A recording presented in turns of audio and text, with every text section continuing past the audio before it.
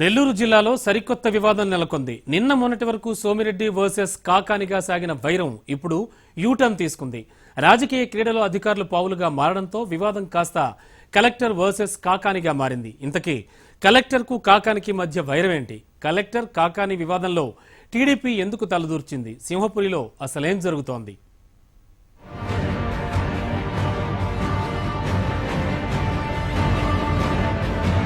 నెల్లూరు జిల్లాలో ఇప్పటివరకు మంత్రి సోమిరెడ్డి వర్సెస్ ఎమ్మెల్యే కాకానిగా సాగుతున్న రాజకీయ యుద్ధం ఇప్పుడు యూటర్న్ తీసుకుంది. అభివృద్ధి పనుల్లో పెద్ద ఎత్తున అవినీతి జరుగుతోందన్న కాకాని గోవర్ధన్ రెడ్డి జిల్లా కలెక్టర్ ముత్యాలరాజు టార్గెట్ గా విమర్శలు గుప్పించారు. కలెక్టర్ అలసత్వం, అసమర్థత కారణంగానే మంత్రి సోమిరెడ్డి అవినీతికి పాల్పడుతున్నారంటూ ఆరోపించడంతో వివాదం కాస్త కలెక్టర్ వర్సెస్ కాకానిగా మారింది. సోమిరెడ్డి అవినీతిపై పదే పదే నివేదికలిచ్చినా కలెక్టర్ ముత్యాలరాజు పట్టించుకోలేదంటున్న కాకాని అధికార పార్టీకి తొత్తుగా వ్యవహరిస్తున్నారంటూ తీవ్ర వ్యాఖ్యలు చేశారు. తాను చేసిన ఆరోపణలకు ఆధారాలున్నాయంటూ జేసీ కమల్ కుమార్కి నివేదిక సైతం అందజేశారు. ఉద్యోగస్తులకు అన్యాయం జరిగితే ప్రజాప్రతినిధిగా, సాటి మనిషిగా, ఈ సమాజంలో ఉండేటువంటి వ్యక్తిగా ఉద్యోగులకు కలెక్టర్ గారు అన్యాయం చేశాడని చెప్పి ప్రశ్నిస్తే ఈరోజు అదే ఉద్యోగ సంఘాలు, అదే అధికారులు నా మీదకి దాడి చేయడానికి కలెక్టర్ గారు మాటలను, కలెక్టర్ ప్రాపకం కోసం ప్రయత్నం చేస్తే అంతకన్నా దారుణమైనటువంటి దౌర్భాగ్యమైనటువంటి సంఘటనలు మరొకటి ఉంటాయని ప్రశ్నిస్తున్నాను. కాబట్టి ఉద్యోగ సంఘాలను కానీ, అధికారులు కానీ మిమ్మల్ని కలెక్టర్ గారు తప్పుదారి పట్టిస్తున్నాడు. కలెక్టర్ గారు చెప్పేటువంటి మాట, ఆ అధికారి నాకు సంబంధం లేదు, వాళ్ళని అడగమంటున్నారు. ఆ విభాగంతో నాకు సంబంధం లేదంటున్నారు. కలెక్టర్ అనేటువంటి వాడు కలెక్టివ్ రెస్పాన్సిబిలిటీతో పనిచేసేవాడు కలెక్టర్ అనిపించుకుంటాడు. ఏ విభాగానికి ఆ విభాగం ఉంటే ఇక జిల్లా కలెక్టర్ అవసరమే ఉంది. ఇటువంటి వ్యక్తితో పనే ఉంది. ఇటువంటి జిల్లా కలెక్టర్ బహుశా నెల్లూరు జిల్లా చరిత్రలో ఎప్పుడు లేడు. దానికి ఏమంటే ఈరోజు నువ్వు తెలుగుదేశం పార్టీకి ఒత్తాస పలుకుతున్నావు కాబట్టి, తెలుగుదేశం పార్టీ కన్నా ఎక్కువగా పచ్చ చొక్కా వేసుకొని తిరుగుతున్నావు కాబట్టి మీ అందరికి ఒకసారి గుర్తు చేస్తున్నా, ఈ జిల్లాలో స్వచ్ఛ ఆంధ్రప్రదేశ్ అవార్డు వచ్చిందని బహుశా తెలుగుదేశం పార్టీ కార్యకర్తలు కూడా వేసుకున్నంతగా పచ్చ బ్యానర్లు వేసుకున్నటువంటి కలెక్టర్ జిల్లా చరిత్రలో నువ్వు ఉన్నటువంటి ముత్యాలరాజు గారా కాదా ఒకసారి నేను ప్రశ్నిస్తున్నా. అయితే కాకాని గోవర్ధన్ రెడ్డి కలెక్టర్ ను టార్గెట్ చేయడంపై ఉద్యోగ సంఘాలు ఆగ్రహించాయి. కాకానిపై దాడికి సైతం యత్నించారు.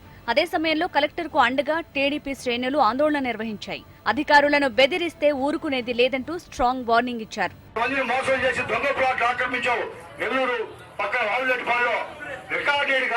పట్టుకొని పోలీస్ కేసు పెట్టి ఇదంతా దొంగది ఆక్రమించుకున్నాడు, భూ కబ్జా దారుడు కదా నువ్వు.